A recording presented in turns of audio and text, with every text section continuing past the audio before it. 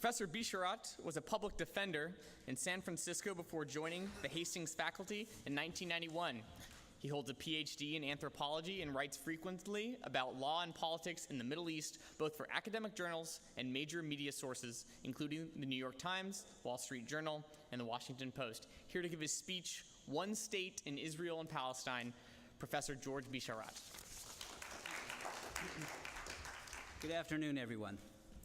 For decades, the international community has assumed that historic Palestine must be divided between Jews and Palestinians.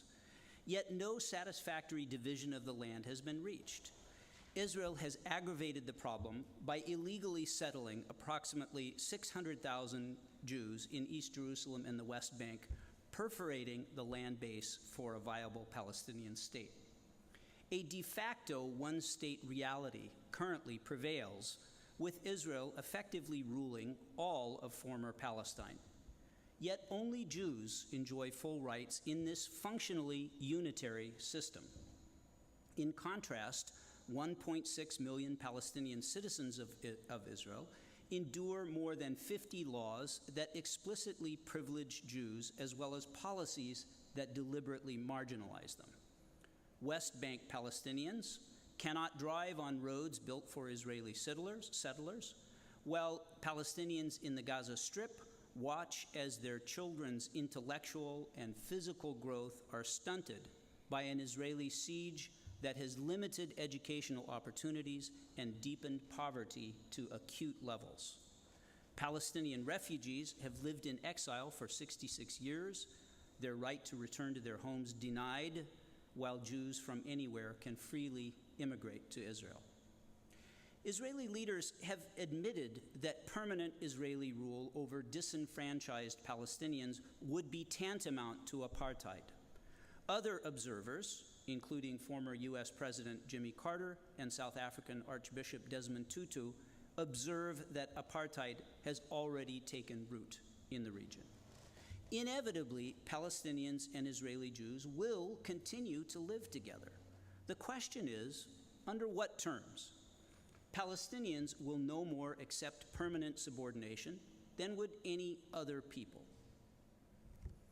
The answer is for Israelis and Palestinians to formalize their de facto one-state reality, but on principles of equal rights rather than ethnic privilege. A carefully crafted multi-year transition, including mechanisms for reconciliation, would be mandatory. Israel-Palestine should have a secular, bilingual government elected on the basis of one person, one vote, as well as strong constitutional guarantees of equality and protection of minorities, bolstered by international guarantees. Immigration should follow non-discriminatory criteria. Civil marriage between members of different ethnic or religious groups currently barred in Israel should be permitted. Citizens should be free to reside in any part of the country, and public symbols, education, and holidays should reflect the population's diversity.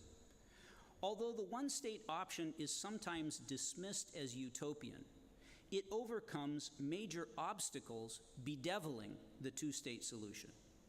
Borders need not be drawn. Jerusalem would remain undivided, and Jewish settlers could stay in the West Bank. Moreover, a single state could better accommodate the return of Palestinian refugees. A state based on principles of equality and inclusion would be more morally compelling than two states based on narrow ethnic nationalism. For the first time, Israeli Jews would enjoy the international acceptance that has long eluded them, together with the associated benefits of friendship, commerce, and travel in the Arab world. The main obstacle to a single-state solution is the belief that Israel must remain a Jewish state. Jim Crow laws and South African apartheid were similarly entrenched virtually until the eves of their demise. Israeli perspectives are already shifting, most intriguingly among right-wing leaders. Former Defense Minister Moshe Aarons has proposed that Israel annex the West Bank and offer its residents citizenship. Former Knesset Speaker Reuven Rivlin and Likud parliamentarian Tzipi Hotovely have also supported citizenship for West Bank Palestinians. Yet Gaza is pointedly excluded from the Israeli rights annexation debate. They still envision a Jewish state, simply one with a larger Palestinian minority. But their challenge to the two-state orthodoxy, which empirical experience has proven unrealistic, is healthy. As Americans, we should applaud this trend. Having dismantled our own institutionalized racial discrimination, which is not the same as ending racism, nonetheless, we can model the virtues of a vibrant, multicultural society based on equal rights. In fact, recent polling evidence suggests that a decisive majority of Americans would favor a single state premised on equal rights if the two-state solution fails, as it is now in the process of doing.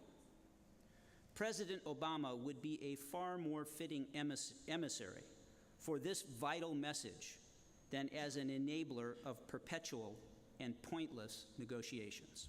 Thank you.